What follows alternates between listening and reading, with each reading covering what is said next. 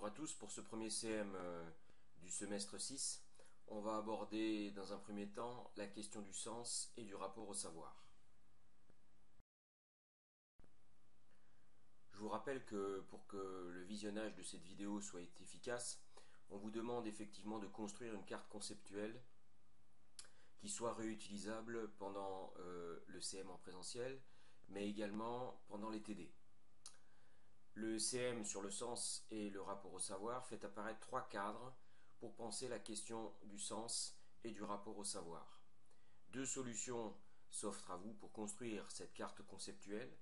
Soit vous faites une carte qui est la retranscription du CM et qui fait apparaître les différents cadres, soit vous faites une carte plus engagée, organisée autour d'un cadre unique qui peut éventuellement ensuite contenir les autres cadres. Et donc, vous rentrez par un angle précis et vous imbriquez les différents cadres les uns aux autres. Alors pour contextualiser un peu le sujet, on peut s'appuyer sur un ouvrage de Pernoud qui montre que l'échec scolaire, ou qui fait un lien en tout cas entre l'échec scolaire et le manque de sens du travail ou des savoirs scolaires. L'auteur identifie ainsi plusieurs voleurs de sens. Le premier est un sentiment d'insécurité, d'angoisse, de stress, de menace d'évaluation, d'ironie ou de sanction. Le deuxième est une attitude distante ou humiliante de l'enseignant. Le troisième voleur de sens peut se trouver au niveau de la faible adéquation des tâches qui sont proposées aux élèves. Le quatrième point peut renvoyer à une pédagogie peu active et peu participative.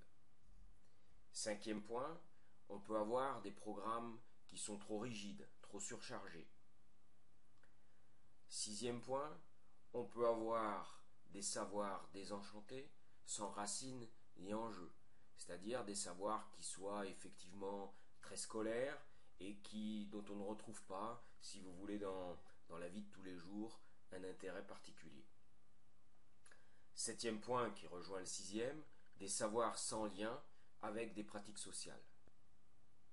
Le huitième voleur de sens est le zapping permanent des journées décousues, c'est-à-dire l'organisation en discipline par exemple, constitue un voleur de sens. Il existe des méthodes pédagogiques qui organisent les interventions autour de projets interdisciplinaires. Et c'est une plus-value, sans doute, en termes de sens. Le neuvième aspect qui est mis en avant par l'auteur, c'est le manque de continuité, de clarté dans le contrat et les attentes des enseignants. Et enfin, le dernier, c'est la faible implication de l'enseignant dans son travail. Voilà 10 pistes que propose Pernoud dans son ouvrage par rapport à cette question du sens et du rapport au savoir dans le cadre scolaire. Alors, en EPS plus particulièrement, l'EPS s'adresse effectivement à des groupes nombreux et hétérogènes, tant du point de vue des pratiques que des motivations. Alors, quand même, on a des tendances dont on a déjà parlé au premier semestre, et la perception et les attentes des élèves vis-à-vis des APSA en EPS sont les suivantes. En sixième, les élèves attendent surtout des pratiques ludiques. En troisième, il y a une différence entre les filles et les garçons, parce que les garçons mettent davantage l'accent sur les pratiques compétitives. Mais garçons et filles se rejoignent sur la nécessité d'avoir une pratique conviviale. Globalement, au collège en tout cas, c'est l'aspect ludo-convivial qui est perçu comme prioritaire. Le compétitif joue un rôle important, mais un second rôle, et la convivialité est effectivement plébiscitée par tous les élèves. On voit qu'ici, la question de l'apprentissage n'est pas évoquée par les élèves, et on peut penser qu'il y a une distorsion entre le projet du professeur qui est de faire apprendre et le projet de l'élève qui est essentiellement centré sur un aspect ludique et convivial. On considère peut-être un peu trop souvent que le PS a un sens évident pour les élèves, et que naturellement ils aiment venir en EPS. J'ai trouvé un article dans Rue 89 qui s'intitule Le sport à l'école, école de l'humiliation, et on a un témoignage ici à droite d'une ancienne élève qui se souvient du moment de la constitution des équipes. Et elle dit, lorsque le prof demande aux deux meilleurs de la classe de devenir capitaine, ils appellent un à un à tour de rôle les gens de la classe. À la fin, il reste toujours 2 ou 3 personnes, dont toi. Là, ce sont des moments qui ne sont pas très plaisants et qui font que l'EPS, disons, a un déficit de sens. Les témoignages dans cet article sont nombreux. Ils ne portent pas que sur ce moment de constitution des équipes. Plus généralement, par exemple en badminton et en sport de raquette, on démarre le cycle par des matchs. Et on a un bon nombre d'élèves qui n'ont pas une sensibilité particulière aux jeux d'opposition. Et pourtant, on rentre encore systématiquement par des matchs. Il y a donc sans doute des entrées à différencier, des pistes et des perspectives à dessiner en fonction des caractéristiques des élèves et du sens qu'ils attribuent à l'activité elle-même. Le premier cadre qui va nous permettre de réfléchir sur cette question du sens et du rapport au savoir, c'est celui de Michel Develay dans un ouvrage Donner du sens à l'école en 1996. La pédagogie du sens, pour lui, est une réponse à la crise de l'école. Et il y a deux aspects qui doivent être mis en avant, la question du rapport au savoir et la question du rapport à la loi. Par rapport à cette question de la crise de l'école, Michel Develay montre ou met en avant que le temps scolaire gratifie le long terme, la durée. La société, les pratiques sociales valorisent le temps de l'instant, l'immédiat. Et ça, c'est un problème, un décalage pour les élèves. La technologie envahit la société, alors que l'école, jusqu'à présent, s'en tenait assez à l'écart. Les questions dont débattent toutes les sociétés sont transdisciplinaires, alors que l'école fonctionne largement à partir de découpages disciplinaires. Enfin, l'école est partagée entre une culture universelle et la question de la professionnalisation. Pour terminer, plus généralement, la pédagogie du sens se veut une réponse à la problématique de l'échec scolaire, mais encore faut-il que l'école réapprenne à faire apprendre, pour Michel Develay.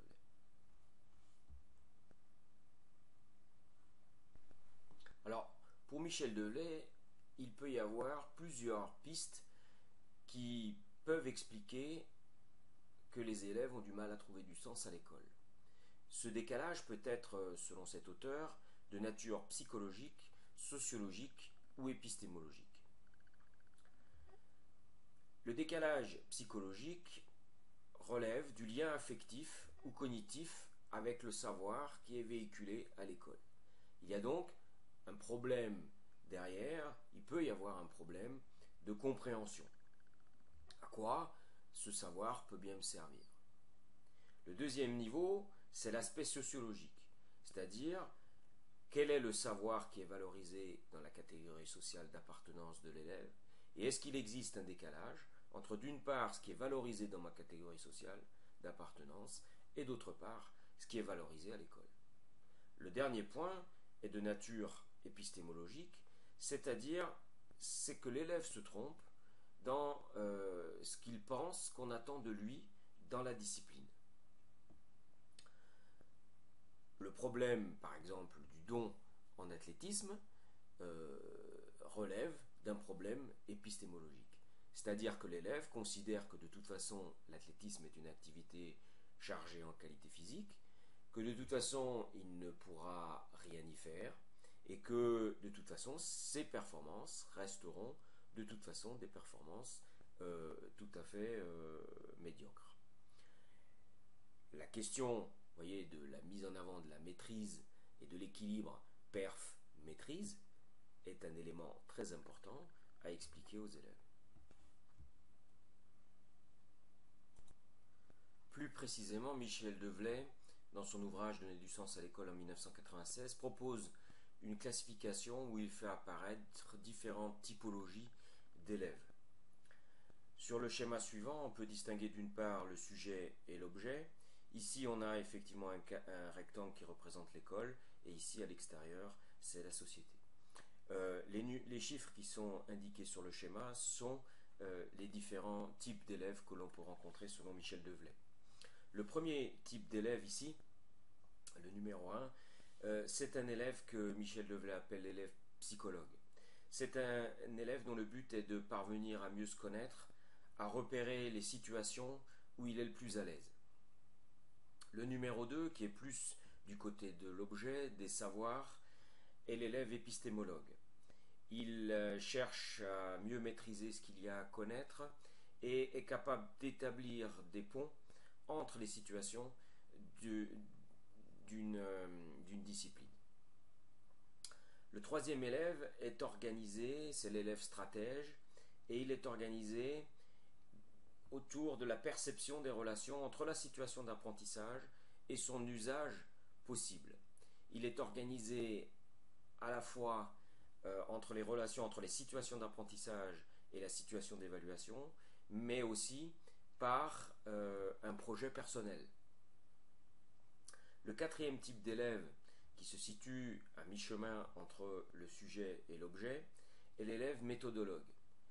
Cet élève va s'impliquer dans le processus d'apprentissage et va essayer de définir les méthodes les plus propices à l'apprentissage. Enfin, le dernier type d'élève est l'élève analysant, c'est-à-dire c'est un élève qui est capable de prendre de la hauteur, qui se distancie de la situation d'apprentissage et qui valorise des aspects métacognitifs. Cette classification n'est bien évidemment pas spécifique à l'EPS et peut être retrouvée dans n'importe quel type d'apprentissage. Vous pouvez, par exemple, par rapport au cours ou par rapport à la discipline que j'enseigne, essayer de vous situer parmi ces 5 profils. Vous trouverez dans le schéma suivant l'ensemble des caractéristiques de ces 5 types d'élèves décrits par Michel Develay. Pour Michel Develay, puisqu'il existe différents types d'élèves qui sont organisés en éducation physique ou dans les autres disciplines par un rapport au savoir différent, il est important dans tout processus d'apprentissage de procéder par liaison-déliaison. La liaison consiste effectivement à proposer aux élèves des choses qui sont relativement proches de ce qui les organise habituellement. Donc il s'agit pour l'enseignant de faire adhérer les élèves à son projet d'enseignement. La deuxième partie, la déliaison, est d'opérer une sorte de mise à distance par rapport à ce qui attire initialement l'élève et de lui faire découvrir une autre forme du savoir, peut-être aussi une autre forme d'activité d'apprentissage. Pour Michel Develay, en 1996, le rapport au savoir doit être accompagné par un rapport à la loi positif. Nous avons déjà abordé ce problème au premier semestre dans le cadre du CM sur la citoyenneté et je vous renvoie aux travaux de Méhar et Berton en 1998 pour développer cet aspect. Le deuxième cadre qui permet de penser cette question du sens et du rapport au savoir est celui de Gauthier-Rochex en 1998. Pour eux, le rapport au savoir est une relation de sens et une relation de valeur que l'individu entretient avec le savoir. L'individu valorise ou dévalorise des savoirs en fonction du sens qu'il leur confère et donc se mobilise ou non pour les apprendre.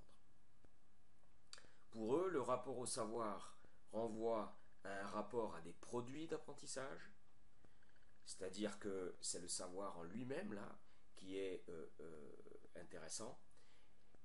Ce rapport au savoir peut aussi renvoyer à un rapport aux situations d'apprentissage, c'est-à-dire qu'il y a des situations qui font sens pour l'élève et d'autres non.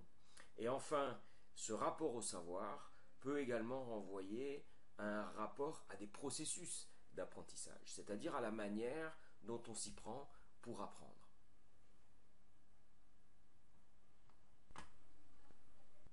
Dans le même courant ou dans le même cadre que Bottier et Rochek, Charlot en 1997 a mis en évidence les différences entre des élèves en réussite et les élèves en échec du point de vue du rapport au savoir.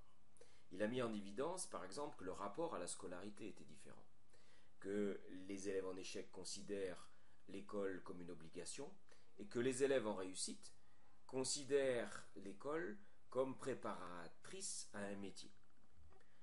Il a mis également en avant que la manière de percevoir les apprentissages était différente.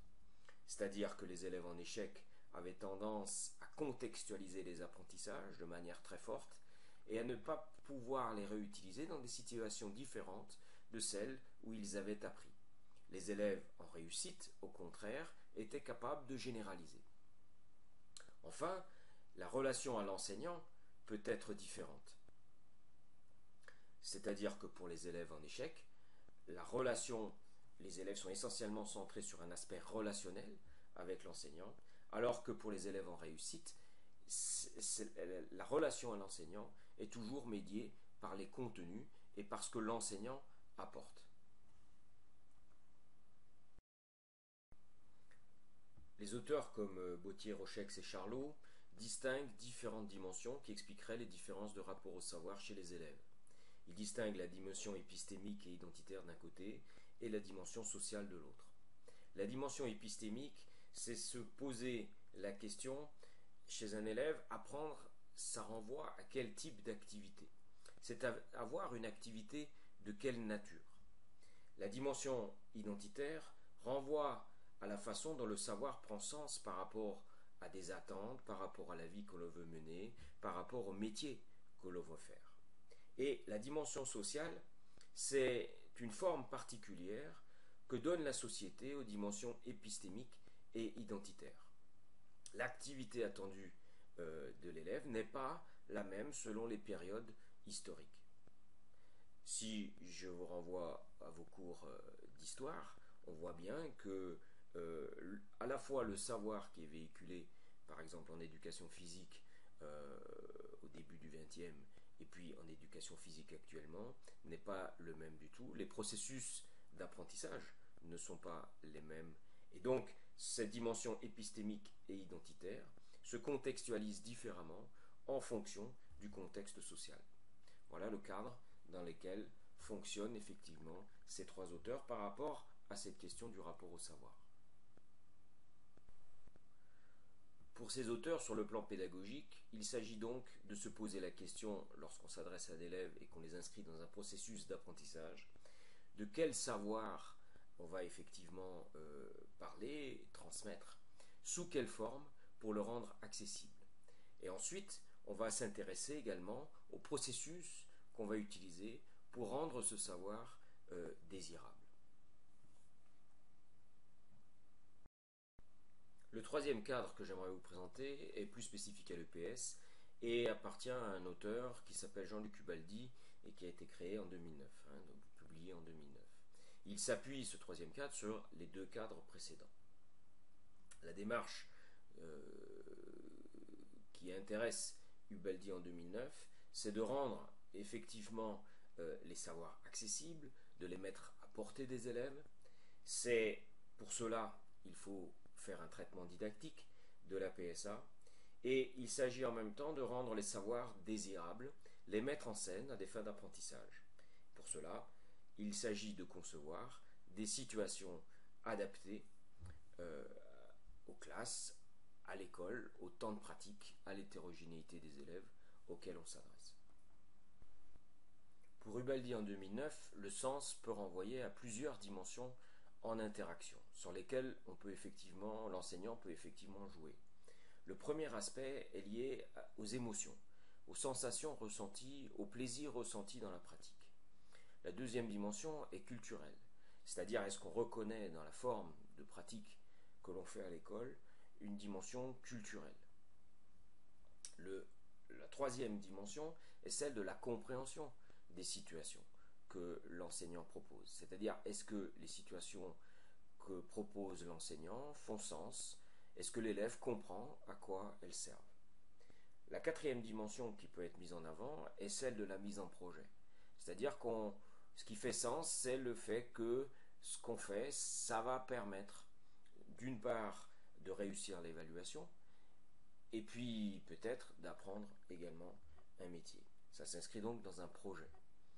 La cinquième dimension renvoie à la sécurité physique, mais aussi la sécurité affective, qui renvoie en fait à un climat positif de classe.